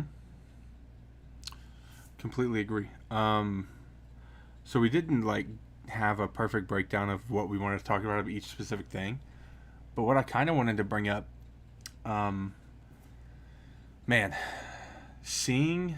So this is kind of deeper in the movie, but seeing him actually have his reactions to kryptonite was, dude, I freaking loved it. That was insane. They executed it Like, so good. I feel like Lex Luthor, because I mentioned this last week. Nicholas Hoult playing Lex Luthor that just killed it, and the character in this movie, the way that they portray Lex is like he really is a genius because that scene where he is exposed to the kryptonite. This is a little bit later in the film. He because basically the whole reason he's in this position to be exposed to kryptonite is Lex Luthor has stolen crypto, and Superman has one of the best lines in the entire film that really embodies who he is as a character because Lois is talking to him and she's like why are you going out there, like it's just a dog.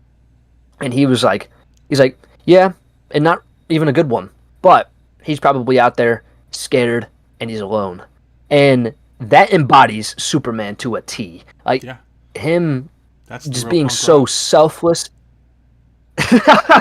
That's right. And he just, oh my gosh. But so he's going to find crypto. He ends up finding this pocket dimension, uh, where, well, he's actually taken to this pocket dimension by Lex because the government has now decided that he's a threat to society. Reason being is because we got to backtrack a little bit because Superman in the Fortress of Solitude, he has this message, and this message was sent with him as a baby by his parents, uh, Jarrell, and I forget his mom's name every single time. But his parents sent this message, and this message gets destroyed halfway, halfway through the message, and so he's only ever heard the first part, and basically it's just talking about going out there and saving humanity, being a good man, and just along those lines. So he's only ever heard the first part. Well, Lex Luthor and the engineer actually go to the Fortress of Solitude, and they get inside, and we find out later in the film that this is because Lex Luthor has got a strand of Superman's DNA, and that's how he can walk into the Fortress of Solitude. So he goes in, and they extract this Well, it's message, not and the just that. engineer says that she can. Technically, he had um, his clone with him. That's how they were able to do it. But the strand They is had how they made Ultraman the there at the clone. time. Yeah, he was in a suit. You couldn't see him. That is right. Yeah, That is right. yeah, So, oh, good call. Good call. I didn't remember Ultraman being. yeah. He was just you didn't know who he was yet because they hadn't revealed it. But he got the Ah. strand of his hair from a fight, and that's how he created Ultraman. So Yeah. So then they go in, and the engineer basically extracts this message. She can reform the message and basically fix it. So they get this message and they release it to the entire public. And it talks about Superman basically ruling the world, having a harem of wives, and basically just dominating. And anybody who gets in his way, he get rid of. So the whole world begins to turn on him, and this was Lex's entire plan. We find out it's because Lex is trying later in the film. Lex is basically trying to start a war over in Baravia because he wants part of this country for his own. He's going to name it like Luther, uh, New Luthoria or something like that. something like that. Before we keep And going on the story, I have a question about some of that stuff. So we know yeah, that Lex had bad intentions, correct?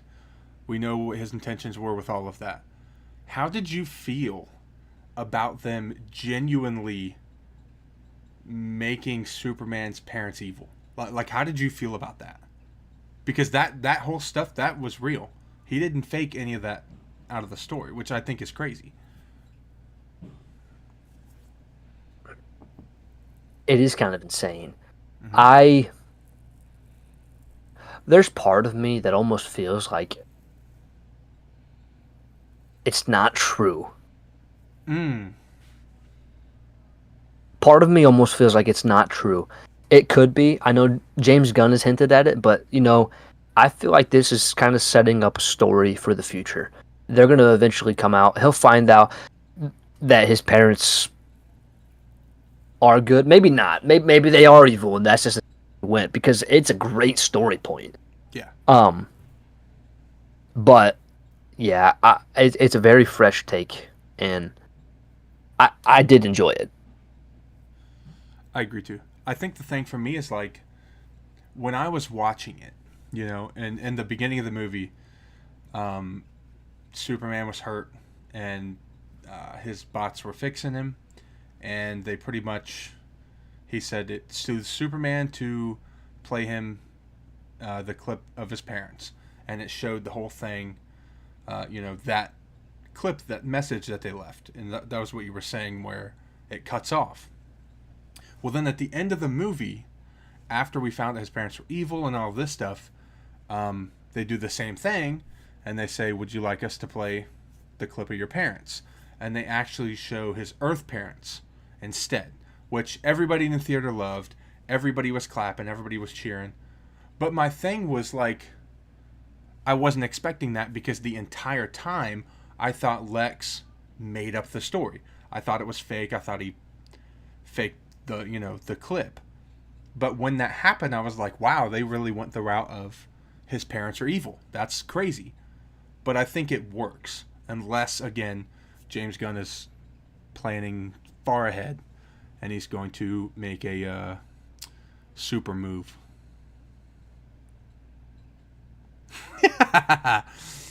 26 in the chat. You guys are My incredible. goodness. My goodness.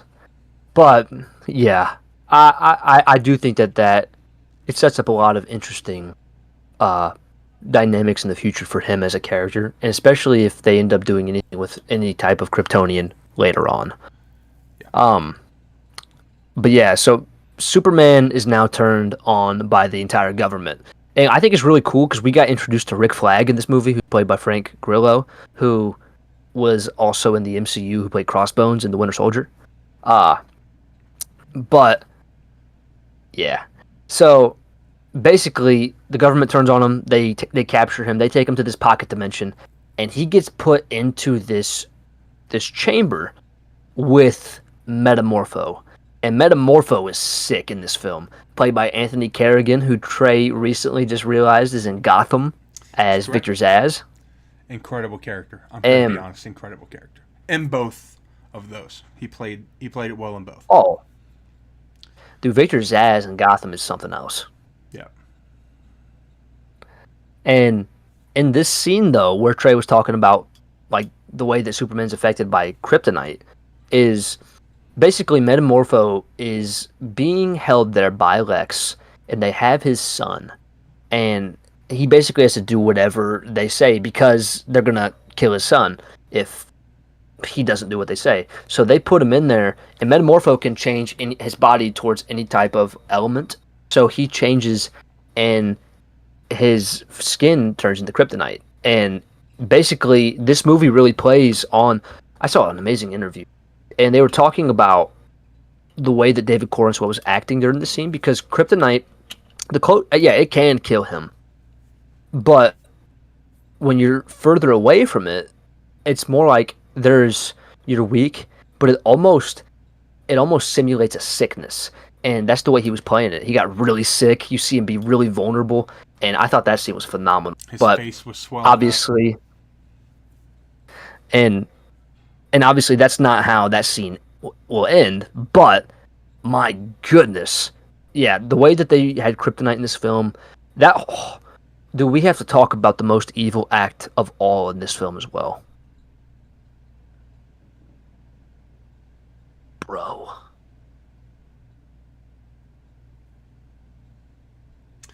Yeah, it was crazy. I think you're aiming to the end of that scene, correct? When they escaped?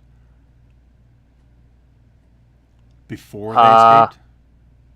Before they escaped, yes. Yeah. Yeah. Yeah, dude. No hesitation, dude. It was insane. There is a moment in this film that solidifies Lex Luthor being evil. Not just a bad guy. This dude's evil. And basically, EVILVOYS. oh, I'll start saying it. Stop. EVILLEX.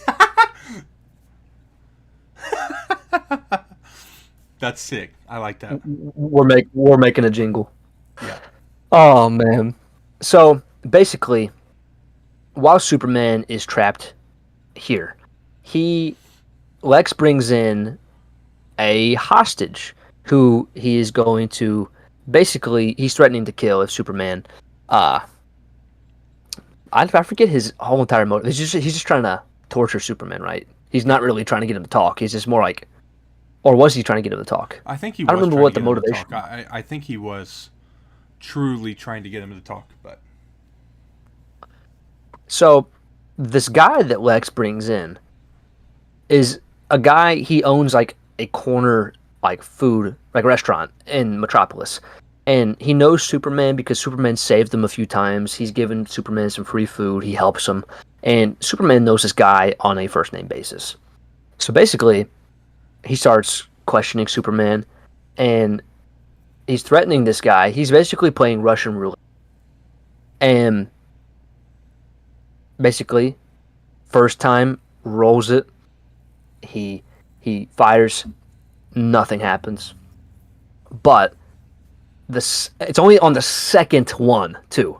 Only on the second attempt does Superman not answer what he wanted, and he rolls it up, and this civilian is killed right in front of Superman, who's literally going through some of the worst agony that he's felt because it's kryptonite, and he's emotionally suffering because the one thing that he does not want is for anybody to die, and Lex literally kills this man in front of Superman. It's so sad. and there's no level of sadness from Lex. He just and that what was his next line? It was something like, "I'll be back tomorrow with somebody else to kill," or something like that. It was just Yeah, insane. and he's like maybe that reporter who you always talk to, and everyone thinks it's gonna be Lois Lane, but he says Clark Kent. Yep. Oh man. That was incredible. But And of course, right when it happened, I look over at Evan and we're just like, but like, dude, that whole scene was insane. dude, insane.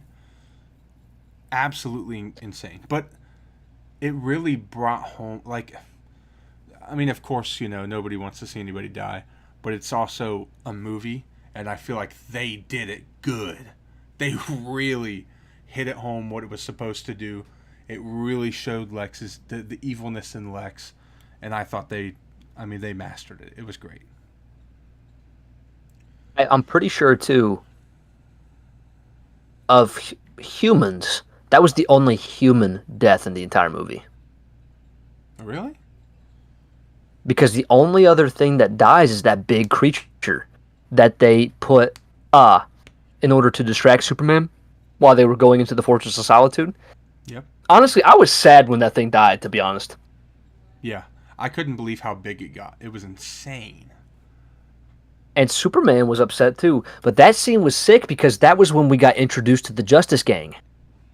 It's true. It was. Yeah. The greatest haircut in cinema history for the Green Lantern. Come on. Greatest haircut of all time. Chat. Evan is going to get the haircut. We're going to pop it up on screen. Evan said he was going to get the bowl cut. I mean, so either we'll call him Evan Lantern. Green I Evan. wonder what the shortest run for a podcast is. And I wonder if we can beat it. That's really what I don't know, bro. I think chat would love Evan with the bowl cut. You'd have to dye it blonde though, because you're not quite as blonde. So Evan having the bowl cut would be, oh, like my hat, that blonde. like that gold. That's I, what you I should do don't want my Halloween. hair to ever be. I don't want my hair to ever be compared to your hat again. We can go. Never Again. mind. Yeah, no. What is Anyways, it? back to the Justice Gang. Oh So, man. in this film, they're already established as having a relationship with Superman. They already know each other. And it is Guy Gardner's Green Lantern, it is Mr. Terrific, and it is Hawk Girl. What was your opinion of the Justice Gang? I thought they were pretty cool. Again, I don't remember them being in the trailer, and so that's why last week I wasn't going to talk about who was the second one. Mr. Terrific? Yeah, Mr. Terrific. I wasn't going to talk about him because I didn't like. I thought it was a surprise. So for me, I was surprised to see them because I totally just blanked out that they were in the trailer. So, but I was surprised. I was excited. I was happy. I thought it was great. Some of the scenes we got with them were pretty incredible. They were terrific, if you will. Um, Dude, Mr. Terrific was probably the highlight of the three for me. Um, but also, too, what'd you say his name was? Guy? Yeah, Is that Guy just, Gardner. dude, I was not ready for the fight scenes in the end when he was hitting them and it was throwing up the middle finger. It was kind of funny. I'm gonna be honest. That was the James Gunn He, humor that we got. yeah, Guy Gardner is definitely, he's definitely that type of guy. Yeah, they. But, I think they picked a phenomenal actor. I think he played it very oh, well. Nathan Fillion's great. Yeah, yeah. He played it very well. I enjoyed it. Yeah, Mr. Terrific was literally, like, he stole every scene he was in. He was great. Yeah. Um, Guy Gardner was hilarious, especially when they started talking about the name for the Justice Gang and like all that other stuff. And I will say though, Hawk Girl was cool, but we unfortunately didn't see a ton of her. She was very underutilized, but we did see the scene though where she did. The one leader of Baravia who's like trying to start this, or who's working with Lex Luthor. He goes and like, gets him and is flying through the sky with him, and he's basically like, "Oh, put me down and stuff." And he's like, "Oh, you won't do this. You're just like Superman and stuff." And she's like, "I'm not just like Superman." And she drops, kills this. Dropped it. There's two It was deaths, sick. two deaths. Yeah. Yeah. Um, But yeah, so she kills. Now another spoiler that again, if you don't want any crazy spoilers, you shouldn't be here. But that's besides the point. Um, there was a cool scene in the movie where it shows a TV in a night show, but the all it was the host just by himself. I still don't understand the scene. Uh,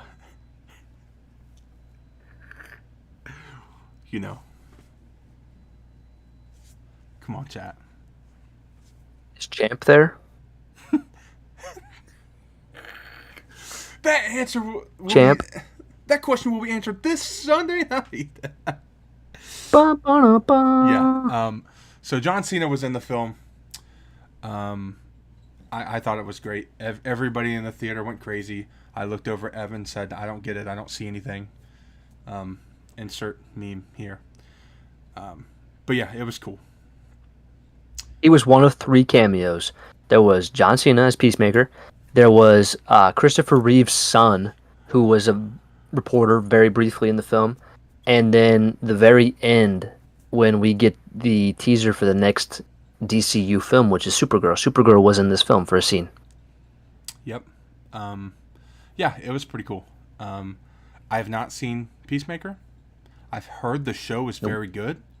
Haven't seen it. So wait, how's that work? Is that canon? Like, did Superman reset Peacemaker everything? is canon, So even the first season. I believe. My, Okay. I think my thing about it is, I think that this season may actually kind of reset it because there's different timelines with it. But James Mm-hmm. Gunn made Peacemaker, so it makes sense why it's canon. That's fair. Do you think that introduction with him in this movie was their way of saying, oh, by the way, this is canon, even though we told you Superman's the beginning? Do you think that's what that was? I believe so. Okay. I need to watch Peacemaker. Yeah. I will say the scene with Supergirl at the end was great too, because you find out that Crypto is not Clark's dog. It's Kara's. It's Supergirl's dog, and Clark was just dog sitting. Which I've seen people talk about it now, and they're like, "Man, now we know the real reason why Clark went to go get this dog." He's like, "Because you don't want to see the world when Supergirl comes back and her dog is gone." But she's basically a party girl. She goes and she gets drunk on other planets with red suns, not yellow suns. And so she's been gone. She's basically mourning the loss because Krypton was destroyed. And she goes off world a lot. Now, I did see that it is confirmed that she will be younger than Superman. Normally she's older, but she will be younger than Superman in this film. Um, Is she so is she the age that she is in real life, the actress? Because I think she's I 24. don't know, to be honest. So I wonder. Okay. 24. Yeah. I'm about to be 24. Hey, look, I don't blame you for what I know what you're thinking. I don't blame you. I can't. There's no hate there, bro. Millie. We'll think about it. Millie Bobby Anyway, no. Uh, Continue your but thoughts. Yeah. but so Supergirl got teased, and basically it was pretty cool because it's very different than Marvel. Marvel normally saves setting up their next film for post-credit scenes. This was done at the very end of the movie. Like it is, she comes to the Fortress of Solitude after Clark is looking at the new uh, images of his mom and dad, which is Mom, Pa Kent, and so he's watching this, and all of a sudden she busts through a wall, and she's like, "Move the door," and it's like, "Why'd you do that?" And then she comes, and Crypto shows up. You basically find out why Crypto is the way that he is, because he has her as an owner. And yeah, so it's a cool scene. It's a great setup for the next movie, and it really forces you to actually stay in your seat because most people skip out on post-credit scenes. That's fair. Majority of the people in our theater, and we saw it in IMAX, so we got the most people in the theater of any of the auditoriums, and it really felt like over half the people were gone before the post-credit scenes, and there was two of them. And honestly, I believe there were people that left after the first one, if I'm not mistaken. I think there was. Didn't even stay for the second one. So, and here's the thing: we're at a point where we've seen so many Marvel movies together and stuff, to where any movie we see now, we stay for the entirety of the credits because we don't know what's coming. Honestly, I think one of my biggest gripes with the movie, and again, we gave our scores last week. If you didn't know, mine was a 9.0. I don't remember what Evan's was. I think it was 9.2. Yeah, mine was 9.2. Yeah, so again, one of the only gripes I have with the movie was that I felt like the post-credit scenes were a little weak. But James Gunn did discuss this. It was on a podcast the other day, and it was something to the effect of, we don't want the post-credit scenes to be something you have to watch for the next thing. And I kind of get it, but at the same time, I love, like with Marvel, when we get those insane, awesome post-credit scenes. So for me, they weren't my favorite, but I agree. They were cool and they fit for the movie. They didn't set anything up other than so. Yeah, I was not massive on them. I will say though, some other things before we kind of wrap up. I do think the action in this movie was really good. Like the scene, especially like one of the final fight scenes when he's fighting all those Raptor Lex bots and stuff. When he is using his heat vision, like in a huge circle, just around and around and around, that was sick, bro. yeah. And it was also sick seeing that Ultraman was really the clone, which we talked about earlier. It was the clone of Superman. It was Lex's failed attempt of cloning him, and the big reason is he basically got human compassion. He forgot kindness. He forgot empathy. Like this, he can fight just as well as Superman. And Lex is a genius because Lex is literally doing all these counter moves throughout the movie, like telling him how to fight. but he's lacking that human compassion. And so it was cool to find out that, like, oh yeah, this is basically a clone, which could end up turning out to be Bizarro in the future. Yeah. Now, I have a few thoughts. Number one, yes, the action was incredible. I thought it was great. This film really felt like a comic book movie to me. I got the comic book feel. The colors were great. The comic accurate suit for Superman was incredible. I loved his look. I thought it was phenomenal. We didn't get as much Clark Kent as I wanted, but at the same time, I feel like we got enough. If that makes sense, what I'm trying to say there. Um, I was gonna say one other thing. We discussed this on our way out of the theater when we were doing the one word review for Popcorn and Pixels. So when we were doing that, we were discussing how cool it would have been if Henry Cavill would have ended up being the one that was the clone the whole time. That would have been wild. If they would have, like, dude, if James Gunn would have done that, everybody would have said he had some balls for doing that, bro. Like, seriously. Like, that would have Oh been yeah, crazy. yeah. Like, I get why he didn't, because obviously this is David's first movie, Mm-hmm. and it's like you don't want to do that the first time, but it still would have been insane. Oh, I it would have think been insane. other than that, the other two couple highlights that I thought, I loved Crypto. I thought Crypto was great, and I was not upset about anything that this dog did in the film. The fight scenes that he had were cool. It actually made me really sad in the scene where Lex and the engineer come to the Fort Solitude with Ultraman, because like they put like a huge like nanobot muzzle on Crypto, but you could tell it's hurting him, and it really upset me. Um, Yeah. so, but Crypto was phenomenal. And other than that, Lois Lane, Rachel Brosnahan did a phenomenal job.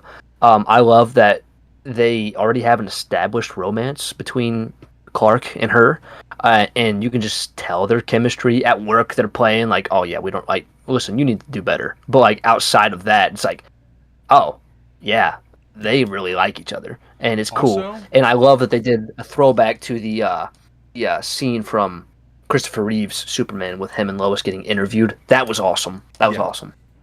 Also, I really loved that it wasn't an origin story. Again, like we Oh yeah, discussed in the opening crawl, it told us where we were in the story, and I really like that. But also, did you like kind of the way that they pretty much said, yes, we can't, they kind of joked around about his glasses, and I really liked that. But I also loved how they explained it in a very good way about, like, well, it's some Kryptonian uh, technology that makes it to where his face looks different. I thought that was really interesting. and it's comic accurate. Yeah. Yeah. Like the lore in this movie is insane. Yeah. Yeah. So yeah, I agree. That scene was great. I love that it was Guy Gardner, the one who explained it as well. Yeah. Yeah. I'm telling you, his character was pretty good. I enjoyed it. And how about Jimmy Olsen basically being the one that helped take down Lex Luthor, because his girlfriend, Lex's girlfriend, Jimmy's side piece, is over here taking selfies and stuff throughout the film, but she's really taking pictures of Lex's plans. So that's how Lex goes down, because Jimmy Olsen and his side piece. That's insane. Yeah, that was absolutely insane. The way that he got taken down was crazy. I also found it crazy that in his pocket universe, he ended up putting what, two different girls in there. He just imprisoned girls that made him mad. Just, I mean, you have all these reasons for the reasons that he had a lot of these people in there, and then just two girls that he thought were annoying. That's just crazy. The amount of people that were in that pocket universe too was insane. Oh yeah, and the colors in there were cool. I loved it. The portal. Oh, it was phenomenal CGI. The thing about the portals, I feel like they they knocked it out of the park for what they were trying to do. It, like, at first, just from the outside, it looks like this thrown together, crappy, horrible portal. But, like, at the same time, it makes sense because it kind of makes it seem more like Lex used all of his money to build the best that he could.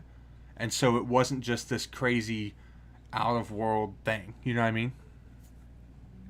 Yeah. Yeah. It was great. And also, one other scene in this movie, it probably might be the last thing that I have to say. I thought it was so cool how in this movie, like, there's two different things going on. You have like the crisis back in Metropolis where this like black hole is tearing apart Metropolis. But then you have Baravia and the other country that is going to war, and like these kids are waiting for Superman to show up, and it's like, where is Superman? Where is Superman? And they're chanting for him. And Superman ends up helping Mr. Terrific in Metropolis. But then you have Guy Gardner, Hawk Girl, and Metamorpho, who are all helping out over in the other country. And he's like, oh, yeah. He's like, sorry, kid, Superman couldn't make it, but looks like you got an upgrade. Like that, the fact that they're all just working together, they're in different parts of the world, solving different conflicts. I thought it was just good. Like this whole movie just flowed so, and like really So well good. written and thought out. Yeah. I don't have much to add, bro. I mean, I think we knocked our review out of the park. I think they knocked the movie out of the park. I really believe that James Gunn's vision for the DCU, I'm a lot more hopeful now than I was at the beginning. Because obviously there was the James Gunn beef with the Den of Nerds on Twitter and stuff like that. I was not so hot on it at first, but dude, he knocked it out of the park. Incredible movie, incredible start. All I want James Gunn to really do better in the future is just give us more Batman. That's all I want. I second that motion. That's all I want. And that's the thing at this point. I'm okay with having two different Batman, having Pattinson and his world and the Batman, and then having James Gunn's as well. That's what I want. I love it. I think they're doing a phenomenal job. DC is on the right track. Absolutely agree, 100%. Yeah. Yeah. How'd you feel about that, bro? That was a good one.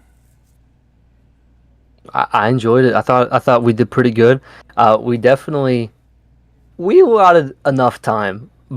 We talk a lot, but We do. it was We do. good. It was good. I think that we allotted for a good enough time thing. We do. We did. And also, I just want to say, for the second pod, dude, we've kept about 25 viewers for a good hour. So I appreciate you guys all being here. We appreciate you being part of the live. Subscribe to my channel if you haven't already. Click that button. And then also Evan's channel. His channel's featured on my channel, so you can scroll all the way down to the bottom of my page and find his channel. Of course, sub to him. Yeah, hit that like button. We appreciate you guys. Have you got anything to add? Like I mentioned earlier, for those who were not here, no TikTok live stream this week on Wednesday or Friday. I'll be out of town. Next time that will be any live capacity, it will be on the pod. It'll be episode 3, and it'll be our last words before the Fantastic Four is seen by us, even though the movie will already be out. The movie will already be out. That's all right, though. But thank you guys for tuning in, man. We appreciate it. Sub to our channels. We will see you guys in the next one. Watch out for the rest of our content that we're going to be having out all week. So I will see you guys in the next one. See you guys next week, chat. See ya.